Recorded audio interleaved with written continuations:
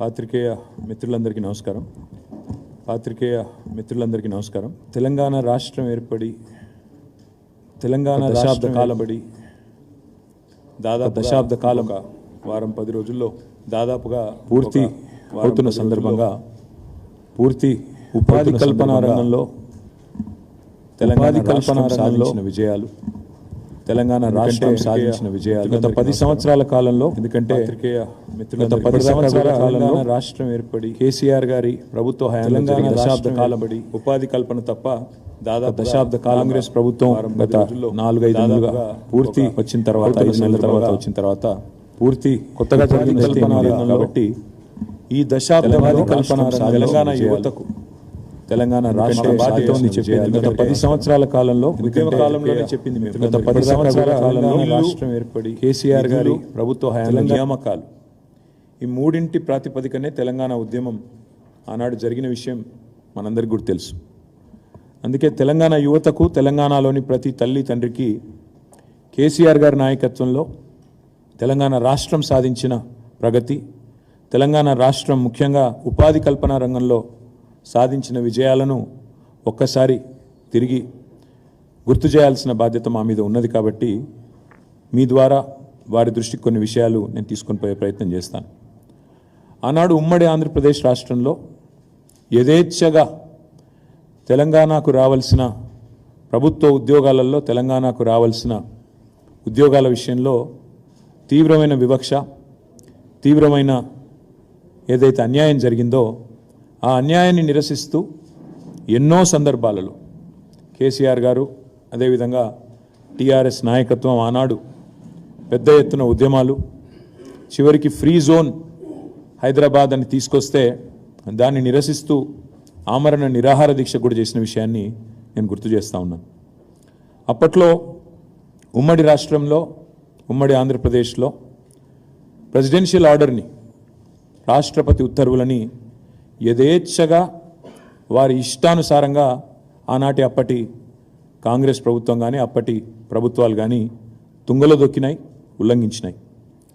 జిల్లాల్లో జోనల్ సిస్టంలో ఆనాడు నాన్ లోకల్ కోటా, నిజానికి జనరల్ కోటా అది, దాన్ని నాన్ లోకల్ కోటాగా ఆనాడు అన్వయిస్తూ దానికి నాన్ లోకల్ అనే ఒక నిర్వచనం చెప్తూ తెలంగాణ యువతకు తీవ్ర అన్యాయం చేసింది ఆనాటి అప్పటి సమైక్య పాలకులు.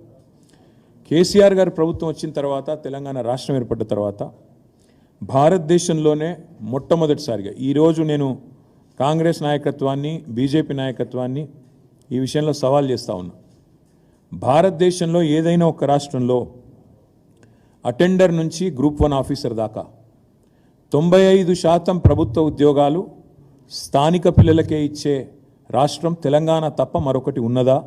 దయచేసి ఉంటే తెలంగాణ యువతకు చెప్పాలి అని చెప్పి నేను కాంగ్రెస్ నాయకత్వాన్ని, బీజేపీ నాయకత్వాన్ని సవాల్ చేస్తా ఉన్నాను. ఎందుకు కాంగ్రెస్, బీజేపీ అంటున్నా అంటే ఈ రెండు పార్టీలే మరి భారతదేశంలో 75 ఏళ్ళుగా రాష్ట్రాల్లో కానీ కేంద్రంలో కానీ అధికారాన్ని చెలాయించింది, అధికారాన్ని అనుభవించింది, ఈరోజు కూడా అనుభవిస్తున్నది.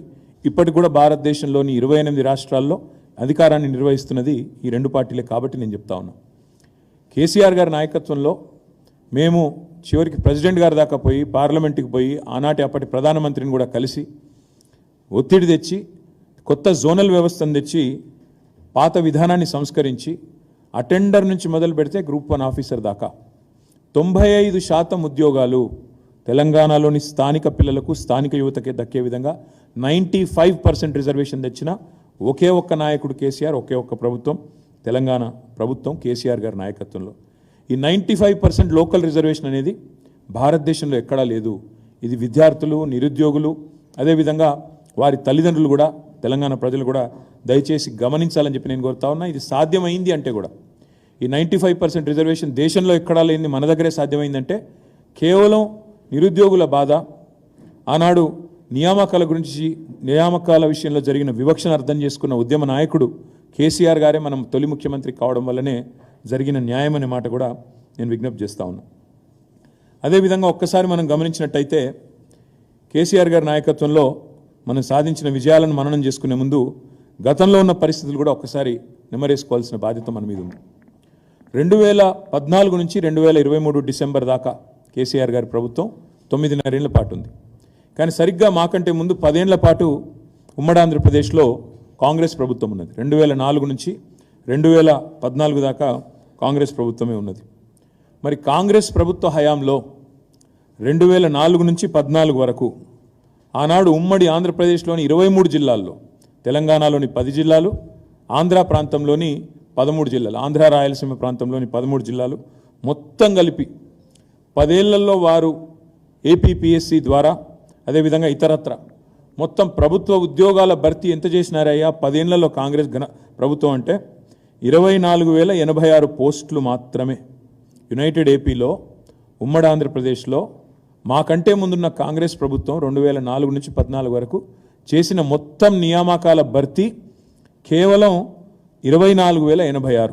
అందులో తెలంగాణ వాటా 42% అనుకుంటే, ఎందుకంటే 58-42 రేషియోలో పంపకాలు జరిగినాయి కాబట్టి 42% అనుకుంటే తెలంగాణ వాటా తెలంగాణలోని 10 జిల్లాలకు దక్కింది కేవలం 10,080 ఉద్యోగాలు మాత్రమే. మళ్ళొక్కసారి నేను చెప్తా ఉన్నా, 10 ఏళ్లలో తెలంగాణకు ఘనత వహించిన కాంగ్రెస్ ప్రభుత్వ హయాంలో 2004 నుంచి 2014 వరకు తెలంగాణకు దక్కింది ప్రభుత్వ ఉద్యోగాల్లో నియామకాలు జరిపింది కేవలం 10,000. 10 సంవత్సరాల్లో 10,000 అంటే సంవత్సరానికి 1000 ఉద్యోగాలు మాత్రమే. కానీ అదే కేసీఆర్ గారి ప్రభుత్వం ఏం చేసింది? ఇవాళ కొంతమంది మిత్రులు మాట్లాడుతుంటారు, కేసీఆర్ గారు ఉద్యోగ నియామకాలే చేయలేదు, అసలు జరగనే లేదు, ఏమీ కానేలేదు అని మాట్లాడుతూ ఉంటారు. కేసీఆర్ ప్రభుత్వం చేసింది ఏంది అంటే, కేసీఆర్ ప్రభుత్వం చేసింది ఇది. ఏం చేసింది? పరిపాలనా అనుమతులు కేసీఆర్ గారి ప్రభుత్వ హయాంలో అడ్మినిస్ట్రేటివ్ శాంక్షన్ కొత్త ఉద్యోగాల భర్తీకి ప్రభుత్వంలో మేము ఇచ్చింది మొత్తం అనుమతి 2,32,308 ఉద్యోగాలు. నేను ఈ పేపర్లన్నీ మీకు ఇస్తాను, మీరు అందరూ కూడా చూసుకోవచ్చు, తర్వాత సవివరంగా చూసుకోవచ్చు. 2,32,308 ఉద్యోగాలు పరిపాలన అనుమతులు ఇవ్వడం జరిగింది. అందులో ఈ 2,32,308 ఉద్యోగాలకు గాను నోటిఫికేషన్ జారీ చేసింది 2,02,735 ఉద్యోగాలకు నోటిఫికేషన్ జారీ చేయడం జరిగింది. ఇందులో నేను ఒకసారి డీటెయిల్గా లిస్ట్ కూడా చెప్తాను. ఇందులో Telangana state public service commission ద్వారా అనుమతి ఇచ్చింది 60,918, నోటిఫికేషన్ జారీ చేసింది 54,015 ఉద్యోగాలు, భర్తీ చేసింది 35,250 ఉద్యోగాలు, ఇంకా ఒక 18,765 ఉద్యోగాలు ప్రక్రియలో కొనసాగుతూ ఉన్నాయి. పోలీస్ రిక్రూట్మెంట్ బోర్డు ద్వారా 50,425 ఉద్యోగాలకు అనుమతి ఇస్తే నోటిఫికేషన్ 48,247 ఉద్యోగాలకు జారీ చేస్తే 47,068 ఉద్యోగాలు భర్తీ చేసినాము. 1,179 ఇంకా భర్తీ దశలో ఉన్నాయి. గురుకుల రిక్రూట్మెంట్ బోర్డు ద్వారా 17,631, కొంతమంది మిత్రులు మాట్లాడతారు అసలు టీచర్ ఉద్యోగాల భర్తీ జరగలేదు తెలంగాణలో అని. గురుకుల రిక్రూట్మెంట్ బోర్డు ద్వారా 17,631 ఉద్యోగాలకు అనుమతి ఇస్తే 12,904 ఉద్యోగాలు భర్తీ చేసినాం. 3,694 భర్తీ దశలో ఉన్నాయి, భర్తీ చేసిన ఉన్నాయి. 9,210 భర్తీ దశలో ఉన్నాయి. అదేవిధంగా డిఎస్సి ద్వారా 34,100 ఉద్యోగాలకు అనుమతిస్తే అందులో నోటిఫికేషన్లు జారీ చేసింది 28,534, పూర్తి చేసింది భర్తీ చేసింది 22,892, భర్తీ దశలో ఉన్నది 5,642. మెడికల్ రిక్రూట్మెంట్ బోర్డు ద్వారా 14,283 ఉద్యోగాలకు అనుమతిస్తే 9,684 ఉద్యోగాలు నోటిఫికేషన్ జారీ చేసినాం. భర్తీ చేసింది 2,047, 7,637 భర్తీ దశలో ఉన్నాయి. యూనివర్సిటీ కామన్ బోర్డు, యూనివర్సిటీలను బీఆర్ఎస్ ప్రభుత్వం నెగ్లెక్ట్ చేసిందని కొంతమంది మిత్రులు మాట్లాడతారు. అన్ని యూనివర్సిటీస్కి ఒక కామన్ బోర్డు పెట్టి చేయాలి, ఒక సిస్టమ్ తేవాలి, రిఫార్మ్స్ తేవాలనే ఉద్దేశంతో కామన్ బోర్డు అని పెట్టాం. దురదృష్టం ఏంటంటే యూనివర్సిటీ కామన్ బోర్డుకు మోకాలడ్డం పెట్టింది గవర్నర్ గారు. ఆ బిల్లుకు మోకాలు అడ్డుకున్నది గవర్నర్. లేకపోతే ఈ పాటికి ఈ 105 పోస్టుల భర్తీ కూడా అయిపోయేది. ఇతర సంస్థలన్నీ కలుపుకొని 54,846 అనుమతి ఇస్తే నోటిఫికేషన్ 49,351 జారీ చేసినాం. అందులో భర్తీ చేసింది 49,132, కేవలం భర్తీ దశలో ఉన్నది 219. సమ్మరీ చెప్తా ఉన్నా, ఒకసారి వినండి. 10 ఏళ్లలో కేసీఆర్ గారు 9.5 ఏళ్లలో మొత్తం 2,32,308 పోస్టులకు అనుమతి ఇచ్చారు. ఆ ప్రభుత్వం ఆనాడు మా ప్రభుత్వం నోటిఫికేషన్ ఇచ్చింది 2,02,735, భర్తీ చేసింది పూర్తయింది 1,60,083, భర్తీ దశలో ఉన్నది 42,652. ఏం చేశారు కేసీఆర్ గారు ఉపాధి కల్పన రంగంలో, ప్రభుత్వ రంగంలో? ఇది నేను చెప్పేది ఓన్లీ గవర్నమెంట్ లెక్కలు, గవర్నమెంట్ ఆర్ గవర్నమెంట్ అటాచ్డ్ మరి కార్పొరేషన్లు కానీ లేదా ఇతర సంస్థలు కానీ దానికి సంబంధించి. అయితే ఇక్కడ విడ్డూరం అనిపించేది ఏంటంటే, కాంగ్రెస్ ప్రభుత్వం వచ్చినాక రేవంత్ రెడ్డి గారు 30,000 ఉద్యోగాలు ఇచ్చినానని ఊదరగొడుతున్నాడు. వాళ్ళ గ్రాడ్యుయేట్ ఎమ్మెల్సీ ఎన్నికల్లో కూడా వాళ్ళ అభ్యర్థులు వాళ్ళ నాయకులు కూడా నిస్సిగ్గుగా అదే అబద్ధాన్ని వల్లవేస్తూ ఉన్నారు. నేను మిత్రులందరినీ కోరేది ఏమంటే, నేను కాంగ్రెస్ మిత్రుల్ని కోరుతా ఉన్నా, మీరు 30,000 ఉద్యోగాలు ఇచ్చిన మాట వాస్తవమే అయితే ఏ తారీఖు నోటిఫికేషన్ ఇచ్చినారు, ఏ తేదీన నోటిఫికేషన్ ఇచ్చినారు, ఏ తేదీన రాత పరీక్ష పెట్టినారు, ఎప్పుడు మరి పరీక్షలు పూర్తయినాయి, ఎప్పుడు మరి అపాయింట్మెంట్ లెటర్లు వచ్చినాయో ఒక్కసారి తెలంగాణ నిరుద్యోగులకు చెప్పాలని చెప్పి నేను వారిని డిమాండ్ చేస్తా ఉన్నాను. వారు చెప్పరు కాబట్టి నేను చెప్తా ఉన్నాను.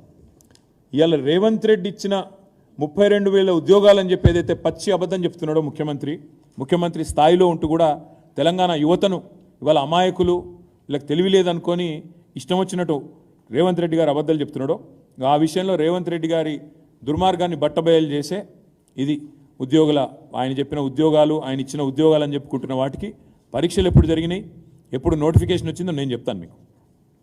గురుకులాల్లో టీజీటీ అదేవిధంగా పీజీటీ 9,210 ఇది పోస్టులు మొత్తం. ఆనాడు మరి టీఆర్ఎస్ గవర్నమెంట్ ఉన్నప్పుడు కేసీఆర్ గారి నాయకత్వంలో ఏప్రిల్ 2023లో నోటిఫికేషన్ ఇచ్చింది కేసీఆర్ గవర్నమెంట్. పరీక్షలు నిర్వహించింది ఆగస్టు 2023లో కేసీఆర్ గవర్నమెంట్. కానీ ఫలితాలు విడుదలైంది ఫిబ్రవరి 2024లో రేవంత్ రెడ్డి గవర్నమెంట్ వచ్చినాక ఫలితాలు విడుదలైనాయి. అంటే ఈ పోస్టులను కూడా తన ఖాతాలో వేసుకోవడం అనేది నిజంగా ముఖ్యమంత్రి రేవంత్ రెడ్డి యొక్క రాజకీయ దివాలా కోరుతనానికి, తెలంగాణ ప్రజల చైతన్యం చాలా తక్కువ అని చెప్పి ఆయన అంచనా వేస్తున్నాడనడానికి ఇదొక సంకేతం. ఇంకొక మాట, పోలీస్ శాఖలో 17,516 ఉద్యోగాలు పోలీస్ రిక్రూట్మెంట్ బోర్డు ద్వారా నోటిఫికేషన్ ఇచ్చింది ఏప్రిల్ 2022. అంటే 2022 ఏప్రిల్లో పోలీస్ శాఖలో 17,516 ఉద్యోగాలకు నోటిఫికేషన్ ఇచ్చింది కేసీఆర్ గవర్నమెంటు. పరీక్షలు నిర్వహించింది జూన్ 2023లో, ఫలితాలు వచ్చింది అక్టోబర్ 4, 2023. కానీ అప్పటికే ఎన్నికల కోడ్ వచ్చింది. కాబట్టి పోలీస్ శాఖలో కానిస్టేబుల్ ఉద్యోగాల నియామకం మొత్తం 17,516 పూర్తయింది మొత్తం కేసీఆర్ గవర్నమెంట్లోనే. కానీ ఎన్నికల కోడ్ రావడం వల్ల ఆ రోజు మేము ఆ కాయిదాలు ఇవ్వలేకపోయినాం. ఇవాళ ఆ కాయిదాలు ఈయన ఇచ్చి నేను ఇచ్చిన ఉద్యోగాలని చెప్పి బుకాయించే ప్రయత్నం చేస్తూ ఉన్నాడు. స్టాఫ్ నర్సులు 5,204 పోస్టులు నోటిఫికేషన్ ఇచ్చింది డిసెంబర్ 2022. పరీక్షలు నిర్వహించింది ఆగస్ట్ 2, 2023. అంటే కేసీఆర్ గవర్నమెంట్ ఉన్నప్పుడు ఇవన్నీ పూర్తయినాయి. రిజల్ట్ ఎప్పుడు వచ్చింది కాకపోతే డిసెంబర్ 23, 2023. అంటే డిసెంబర్ 7 నాడు కాంగ్రెస్ గవర్నమెంట్ వస్తే ఒక 16 రోజుల తర్వాత ఈ రిజల్ట్స్ వచ్చినాయి. ఈరోజు అవి నేను ఇచ్చిన అని చెప్పి రేవంత్ రెడ్డి గారు బుకాయించే ప్రయత్నం చేస్తున్నారు. అదే మాదిరిగా ఎస్ఐ, ఏఎస్ఐ పోస్టులు 587 పోస్టులు ఏప్రిల్ 2022లో నోటిఫికేషన్ వస్తే ఏప్రిల్ 2023లో పరీక్ష పూర్తవుతే ఫలితాలు ఆగస్ట్ 7, 2023 వచ్చినాయి. కొన్ని న్యాయపరమైన చిక్కుల వల్ల వాటికి మేము నియామక పత్రాలు అందజేయలేకపోయినాం. ఇవాళ 587 కూడా నేను ఇచ్చిన అని చెప్పి రేవంత్ రెడ్డి గారు మొత్తం ఏదైతే 30,000 ఉద్యోగాలు ఇచ్చినా అని చెప్తుండో దాని యొక్క పూర్తి వివరాలు ఇది నేను మీకు అందజేస్తాను. 32,517. ఈ లెక్క ఎందుకు చెప్తా ఉన్నా మీకంటే, కేసీఆర్ గవర్నమెంట్ ఉన్నప్పుడు 1,60,083 ఉద్యోగాల భర్తీ పూర్తి చేసినాం, పత్రాలు ఇచ్చినాం, వాళ్ళందరూ ఇప్పుడు జీతాలు కూడా తీసుకుంటా ఉన్నారు. వాటితో పాటు ఈ 32,517 ఉద్యోగాలు కూడా కేసీఆర్ ప్రభుత్వంలో ఇచ్చినాయి. అంటే మొత్తం కలిపితే 1,92,600 పైచిలకు ఉద్యోగాలు కేసీఆర్ ప్రభుత్వంలోనే భర్తీ పూర్తయినాయి. ఇది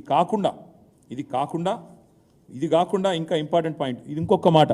మీకు ఏమైనా అనుమానం ఉంటే ఏ డిపార్ట్మెంటు ఏందని మొత్తం వివరాలు ఉన్నాయి.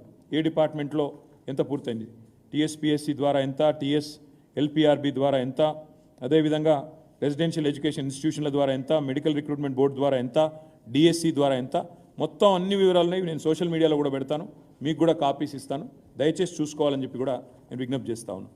ఇది మాత్రమే కాకుండా ఇక్కడ ఇంపార్టెంట్ పాయింట్ ఏంటంటే 1,60,000 పైచిల్కు ఉద్యోగాలేమో ఆనాడు మేము భర్తీ చేసి కాయిదాలు ఇచ్చినాం. 32,000 ఉద్యోగాలు ఇప్పుడు పూర్తయినది, ఇంకా మిగతాయి.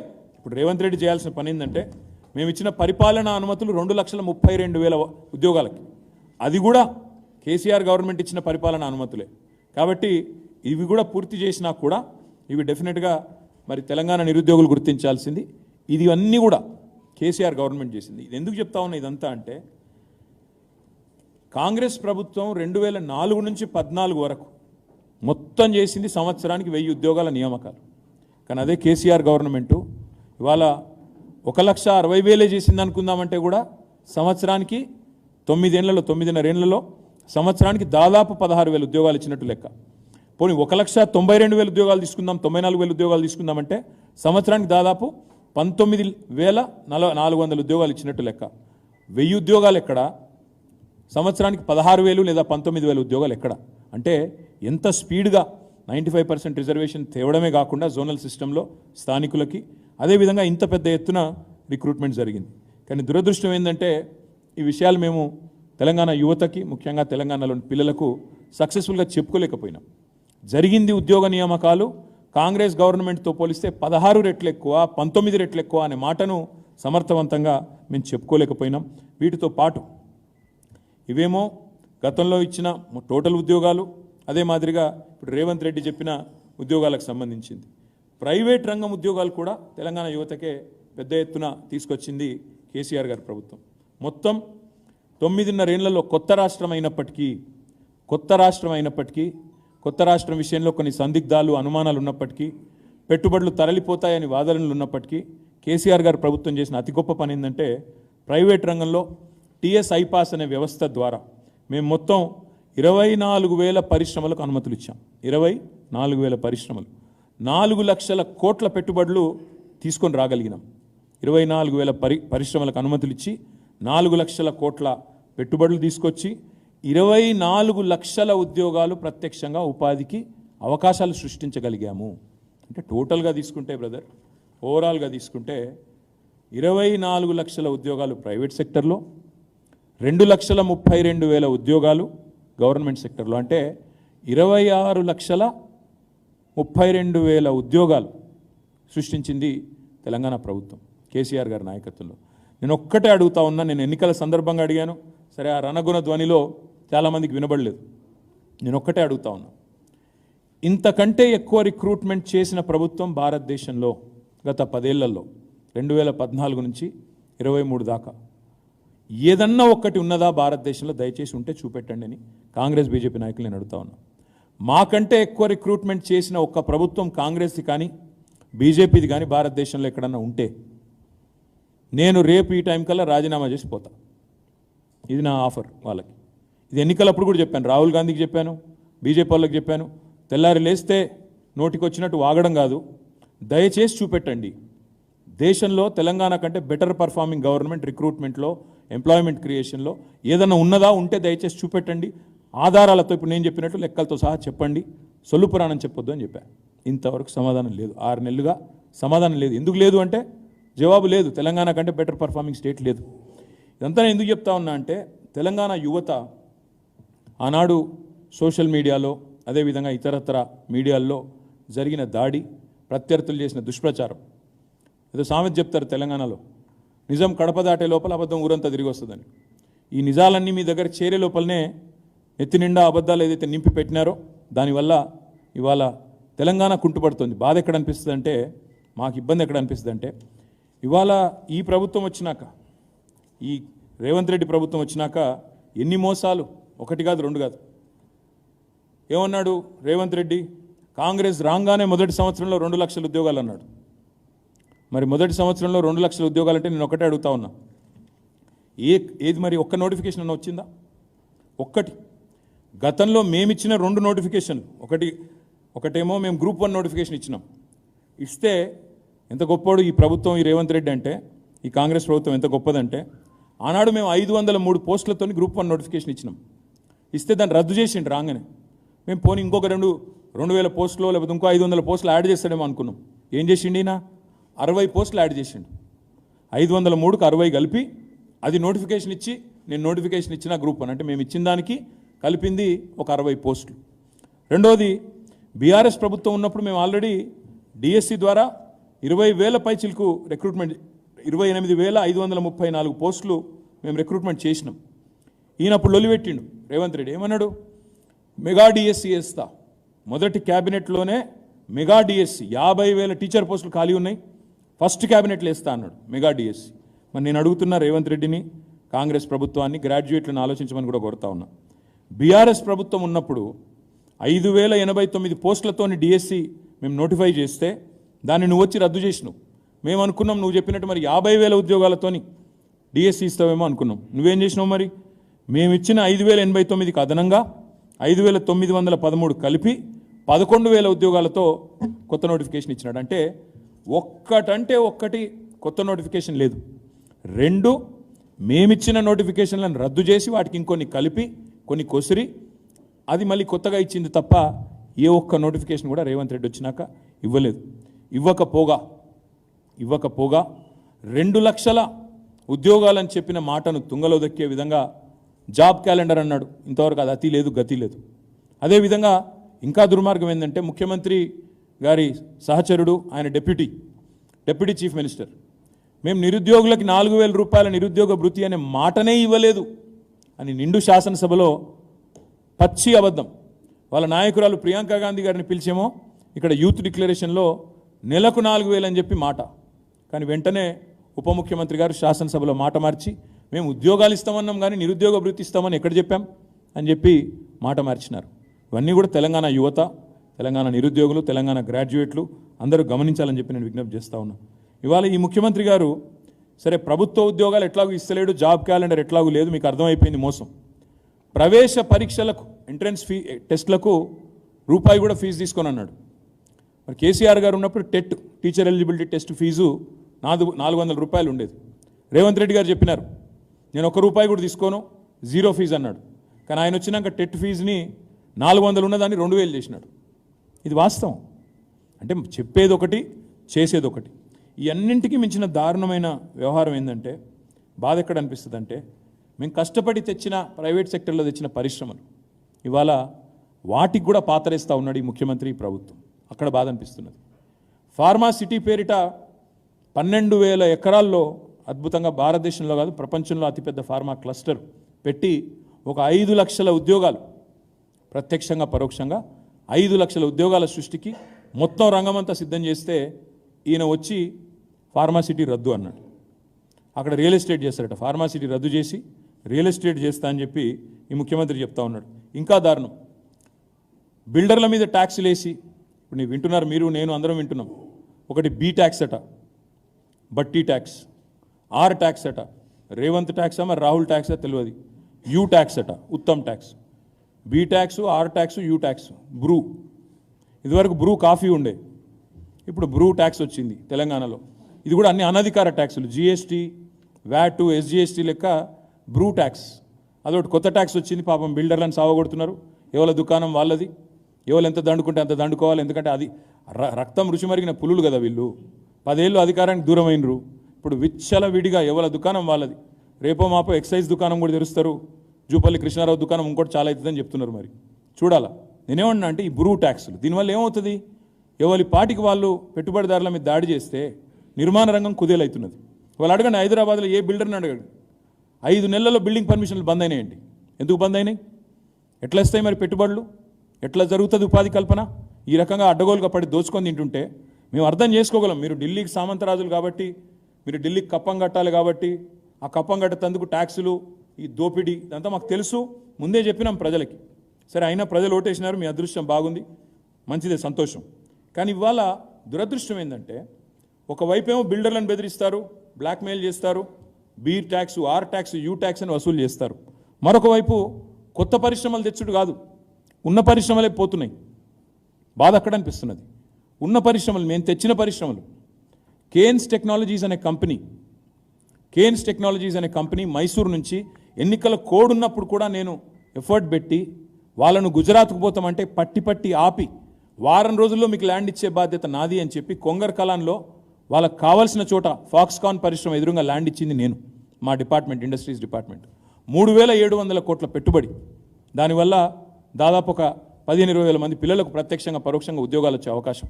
ఇవాళ ఈ ప్రభుత్వం వచ్చినాక వీళ్ళు ఏం అడిగినరో, ఏం చేసినరో, బ్లాక్మెయిల్ చేసినరో, తిట్టినరో, కొట్టినరో తెలియదు. ఆయన మొత్తం తట్టాబుట్టా చదువుకొని మనం ల్యాండ్ అలాట్మెంట్ చేసిపోయినాం. మేము తట్టాబుట్టా చదువుకొని గుజరాత్ వెళ్ళిపోయాం. ఇంకొక పరిశ్రమ కార్నింగ్ అని, అంతర్జాతీయ పరిశ్రమ, అది 1000 కోట్ల పెట్టుబడి. నేను బాస్టన్ మహానగరాన్ని పోయినప్పుడు అక్కడ సంస్థను ఒప్పించి 1000 కోట్ల పెట్టుబడి వాళ్ళు తమిళనాడు, కర్ణాటకకి చూస్తుంటే వద్దొద్దు మీరు ఇక్కడికే రావాలని ఒప్పించి వాళ్ళను అక్కడ సంతకం చేసుకొని వచ్చినాం, ఒప్పందం కుదుర్చుకొని వచ్చినాం. ఈ ప్రభుత్వం వచ్చింది, ఆయనతో మళ్ళీ ఆ పరిశ్రమ తమిళనాడుకి వెళ్ళిపోయింది. మేము ద్వితీయ శ్రేణి పట్టణాలు, వరంగల్ లాంటి పట్టణాలు కూడా ఐటీని తీసుకొని పోయినాం, ఐటీ హబ్బులు పెట్టినాం. నల్లగొండలో, మహబూబ్ నగర్లో, ఖమ్మంలో, వరంగల్లో, కరీంనగర్లో, నిజామాబాద్లో, సిద్దిపేటలో, ఇవన్నీ చోట్ల, ఆదిలాబాద్లో నిర్మాణంలో ఉంది, ఇవన్నీ చోట్ల ఐటీ హబ్బులు పెట్టినాం. దురదృష్టం ఏంటంటే వరంగల్లో మేము టెక్ మహీంద్రాని తీసుకొని పోయి నేనే ఇనాగరేట్ చేసిన. ఇవాళ టెక్ మహీంద్రా వరంగల్ ఆఫీస్ మూసేస్తున్నారు. నేను అందుకే అడుగుతా ఉన్నా మా గ్రాడ్యుయేట్ తమ్ముళ్లను, గ్రాడ్యుయేట్ చెల్లెలను, ఈ కాంగ్రెస్ ప్రభుత్వం వచ్చిన తర్వాత ఏం జరుగుతూ ఉందో ఆలోచించండి. ఇవాళ దారుణమైన పరిస్థితి ఏంటంటే మా ప్రభుత్వంలో ఇగో ఇది ఐటీ గ్రోత్, ఇది ఈ నెంబర్స్, ఇవి నెంబర్స్ అయితే అబద్ధాలు చెప్పవు, ఇవి నా నెంబర్స్ కావు, ఇవి నాస్కాము, STPI, software technologies park of India, వాళ్ళ నెంబర్స్ ఇవి. 2014లో మా ప్రభుత్వం వచ్చినాడు తెలంగాణలో ఐటీ ఎగుమతులు 57,258 కోట్లు. తెలంగాణలో ఆనాడు ఐటీ ఉద్యోగులు 3,23,396. ఇది 2014.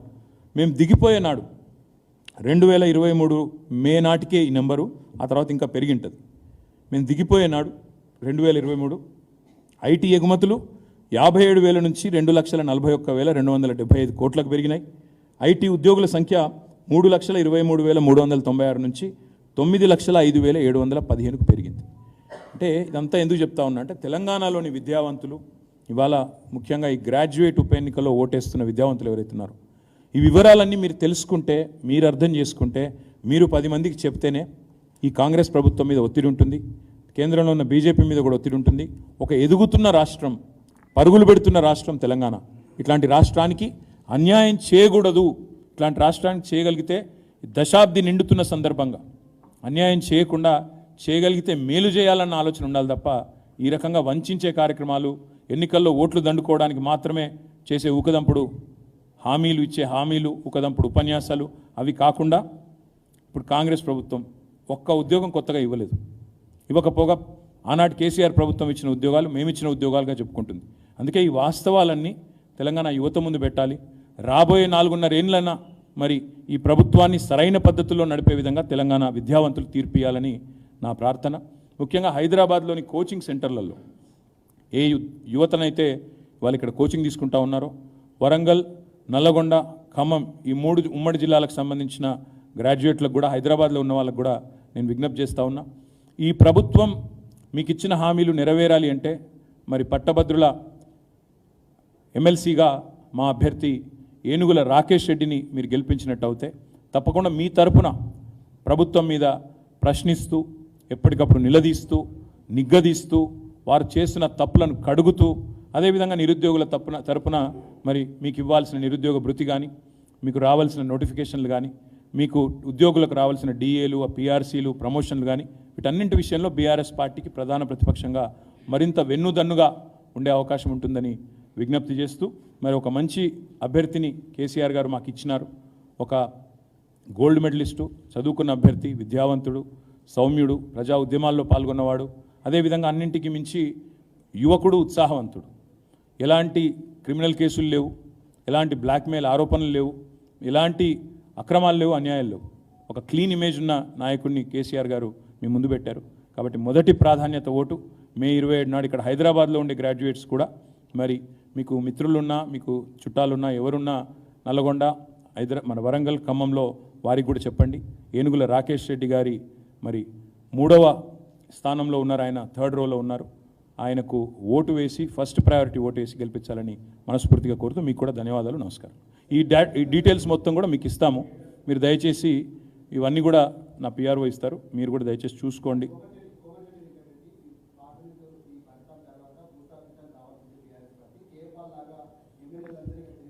ఇప్పుడు కేపాల్ని పాపం ఆయన ఎందుకు ఇన్సల్ట్ చేస్తారు బ్రదర్? ఇప్పుడు అందరూ మార్కెట్లో ఏమనుకుంటారంటే ఇదివరకేమో పాపం కేపాల్ గురించి అట్లా జోకులు వేసేది, ఇప్పుడు కోమటిరెడ్డి మీద జోకులు వేసే పరిస్థితి వస్తుంది తొందరలో.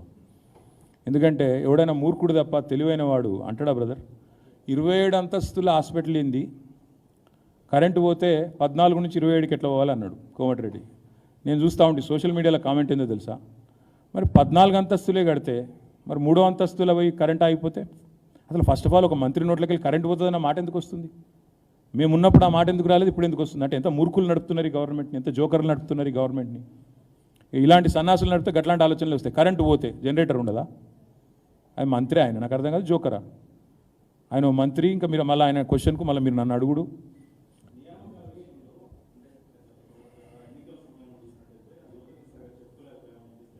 ఎన్నికల సమయంలో కాదు, 10 ఏళ్లలో చెప్పుకోలేకపోయాను. ఎలా చూస్తాం? ఇలా ఆర్ఎస్ ప్రవీణ్ కుమార్ గారు నాతో ఉన్నారని చూస్తాను. ఏం చూస్తాం? వేరే ఉన్నారని చూస్తాను. కాదు కాదు కాదు నేనేమంటున్నా అంటే ఒకటి మాత్రం పక్క, నేను ఎవరిని నిందించను. నిందించాల్సి వస్తే మేమే సరిగ్గా చేయలేదు, వాళ్ళని వీళ్ళని ఎందుకు నిందించాలి? నేను మా పార్టీ నాయకత్వం నాతో సహా మేము సరిగ్గా తెలంగాణ యువత కన్విన్స్ చేయలేదు, మేము సరిగ్గా సమాచారం ఇవ్వలేదు. మేము అర్థమైంది కదా, తెలిసింది కదా, ఉద్యోగాలు వస్తూనే ఉన్నాయి, వాళ్ళు జీతాలు తీసుకుంటూనే ఉన్నారు, ఉద్యోగం ఎక్కినరు, కూర్చున్నారు, తెలియని వాళ్ళు ఎవరని మేము అనుకున్నాం. కానీ నేను చెప్పినా కదా ఇంతకుముందే, నిజం కడప దాటే లోపల అబద్ధం ఊరంతా తిరిగి వస్తుంది. కేసీఆర్ ఇంట్లో 4 ఉద్యోగాలు ఇచ్చుకున్నాడు, 4 ఉద్యోగాలు ఇచ్చుకున్నాడు, అదే పోయింది మొత్తం. అసలు 2 లక్షల ఉద్యోగాలు ఇచ్చిన మాట ఎక్కడో మరుగున పడిపోయింది. అది పాయింట్. నేను అనేది ఏంటంటే నెగిటివ్కి ఎప్పుడైనా కూడా సోషల్ మీడియాలో కానీ ముఖ్యంగా యాంటీ ఎస్టాబ్లిష్మెంటు వార్తల్లో కొద్దిగా ముందు పోరాటాల్లో కూడా ముందుండేది యువత. మరి నేను ఇంకొక మాట కూడా అడుగుతాను, మీరు అన్నారు కదా, ఇదే యువతని ఇదే నిరుద్యోగుల్ని, ఇదే విద్యార్థుల్ని కాంగ్రెస్ నాయకులు ఎంత దారుణంగా అవమానించిండ్రండి. రేవంత్ రెడ్డి బీరు బిర్యానీకి ఆశపడే బ్యాచ్ వీళ్ళు ఉస్మానియా విద్యార్థులని మాట్లాడింది మర్చిపోదామా? బీరు బిర్యానీకి అడ్డా మీద కూలీలాగా బీరు బిర్యానీకి ఆశపడతారు వీళ్ళు అని ఉస్మానియా విద్యార్థులని అడ్డా మీద కూలీలుగా అభివర్ణించినోడు రేవంత్ రెడ్డి. అదేవిధంగా బీరు బిర్యానీకి ఆశపడతారని చెప్పి అవమానం చేసినోడు రేవంత్ రెడ్డి. కాబట్టి తెలంగాణ యువతకు అన్నీ తెలుస్తాయి, నిజం నిలకడ మీద తేలుతుంది బ్రదర్. రామ్లన్న అభివృద్ధి ఆగిపోతుంది అనలే, బ్లాక్మెయిల్ దందాలు చాలు అయినా.